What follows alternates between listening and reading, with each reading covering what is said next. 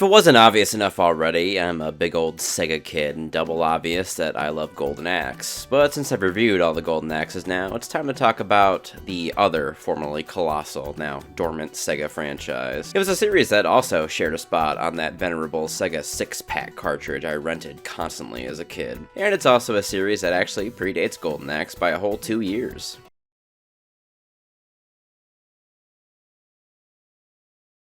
Shinobi, dropped on November 16th of 1987. Now admittedly, I'm more familiar with the game's sequels in Revenge of Shinobi, it being on the aforementioned 6-pack, and Shinobi 3, Return of the Ninja Master, but I felt it appropriate to start at the beginning with this one. I do try to start from the beginning of a series if it's a longer running franchise, barring a few exceptions on my channel, of course. Anyway, the story of the first Shinobi game is a relatively simple one, of course. It harkens back to the 80s era of action movies, a time when the ninja was the coolest shit ever. Them being entirely godlike warriors capable of slaughtering entire crime syndicates instead of just being the humble shadow warriors that were feared across Sengoku Japan as they really were.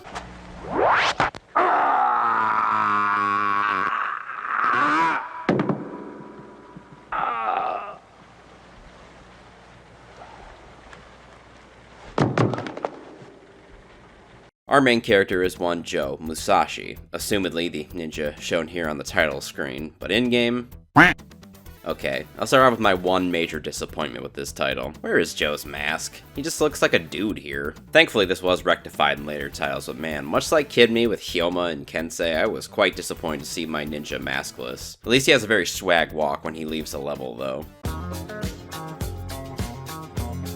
To lay the story out now, a ruthless terrorist organization called ZEED has seen it fit to raid Joe's ninja village, killing many of its warriors and kidnapping all of its children for what can only be nefarious purposes. Seeing this destruction, Joe vows to get them all back and kill every last son of a bitch in the ZEED organization too. Coins go in, game begins now. Shinobi consists of 5 separate missions with 3 to 4 segments to fight through, with a boss waiting for you at the end of each mission. These bosses being your target for assassination as shown in the briefing before each mission. Being an older arcade game, Shinobi is actually pretty simple to play, it only having the movement and 3 buttons to use. Joe can walk. Joe can jump too. Actually, and while this isn't particularly impressive by today's standards, certain Shinobi levels feature a foreign background that you can freely jump between. Pretty cool by 87 standards. Offensively, Joe has but 1 button for attacking. At a range, Joe will hurl from an unlimited supply of shurikens. When close to his foes though, Joe will lash out with a variety of vicious punches and kicks. Can't lie, I'm a big fan of the low kicks, since it looks like Joe's just kicking his foes right in the balls. That's my purse! I don't know you!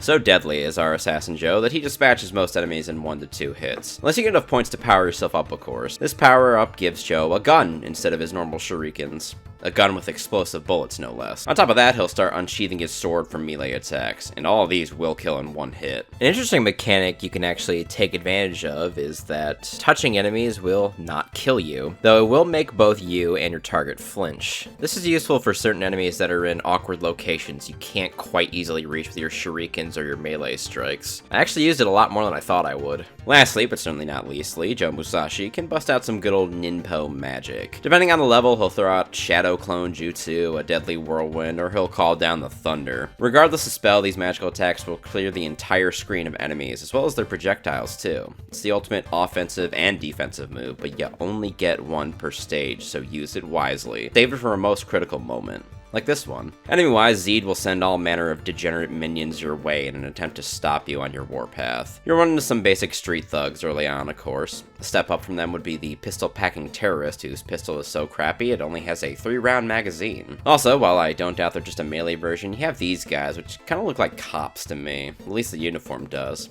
Cops that run up and shank you in the gut with a knife, of course. Limited to 1 level, you'll be battling Scuba Steves in the docks who leap out of the water at you. You'll also have to fight these bazooka-wielding T-800s.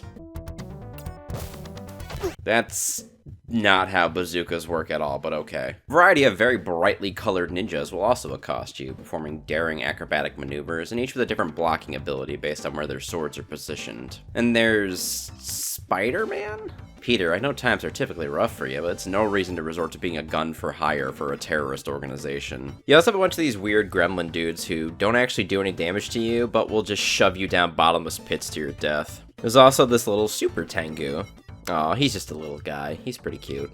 Most importantly, out of all these enemies, there are these burly Mongolian swordsmen who can swing their scimitar. They can also boomerang their scimitar at you, sometimes doing it high and sometimes doing it low. A dirty mix-up game in 1987. Who'd have ever guessed it? Which, fun fact, if you kill one of these guys while they've thrown their scimitar, it will not return to them and just keep flying. It's a totally awesome little thing. These guys are also the ones guarding the kidnapped children from Joe's clan. Additionally, they will not respawn once the corresponding child they're guarding is rescued. You'll carve through these legions of baddies, all while rescuing these ugly little ginger children in their pink pajamas. Which, not sure why they didn't get their swords taken away, but I guess they're just kids. Not like children ninja have ever been a problem.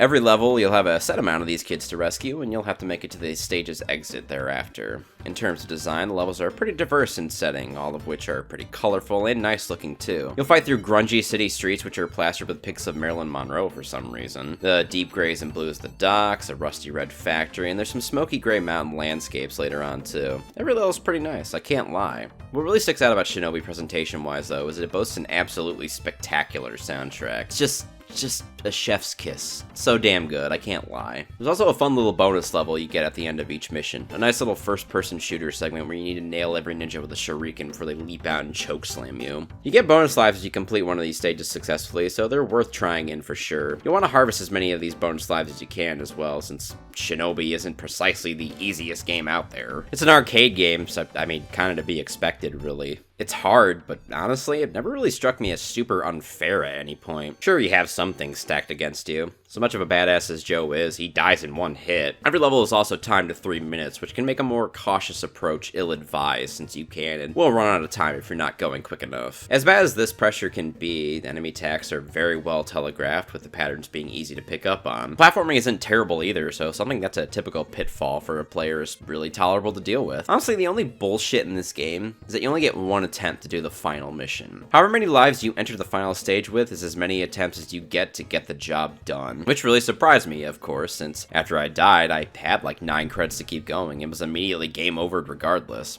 Quite vexing the first time it happened. Second time made me realize it. I had one shot to get this job done. Let's reel back a little bit and talk about the rest of the bosses before we get to the final one. Boss 1 is Keno. No, not that Keno, thankfully, but just some guy in full armor. Interestingly, he's the only boss that will actively try to kill you before you reach the final level. He has an odd swirly-twirly fireball attack and dies if you just toss shurikens into his eyes like he's Butters. Stage 2 boss is an Apache helicopter, and as we all know, an Apache helicopter has machine guns and missiles. It is an unbelievably impressive complement of weaponry, an absolute death machine.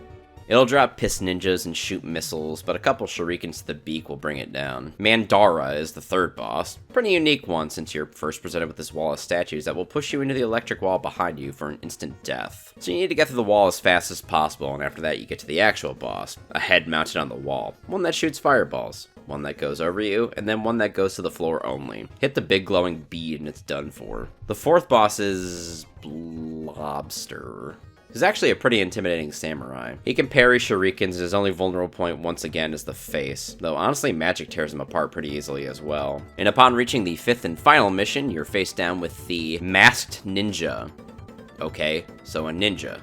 Got it. The Masked Ninja sends several shadow clones at you first, each with a different magical attack to accost you with. After you dispatch those magical clones, he then comes to face you himself. Honestly, the bad man himself is actually pretty easy compared to the clones. He goes down really easily, and the game quickly concludes with a text scrawl. Turns out the Masked Ninja was Nakahara, Joe's old master. Nakahara had a most sinister plot for forming this terrorist organization and kidnapping the ninja children. Nakahara planned to destabilize Japan, plunging it back into an era of civil war, similar to the Sengoku Jidai, a period of time where the ninja were feared and respected by all. Assumingly, he'd make a shit ton of money as an agent for hire as well, but the game doesn't really elaborate much as it kicks you right to the high score screen and promptly ends.